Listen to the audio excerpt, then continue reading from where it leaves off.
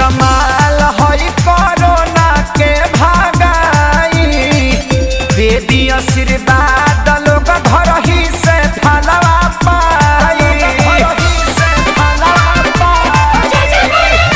बड़ी कमाल हई कोरोना के भागाई, दे दी आशीर्वाद लोग घर ही से फलवा पाई।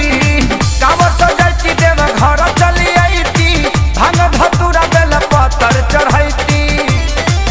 जीवी गंगा में न होती डभाडभ जी, डभाडभ जी, डभाडभ जी। लागे आई ना मंदिर में केहू हपजी, भोले बाबा बैठी खेलत रही पबजी।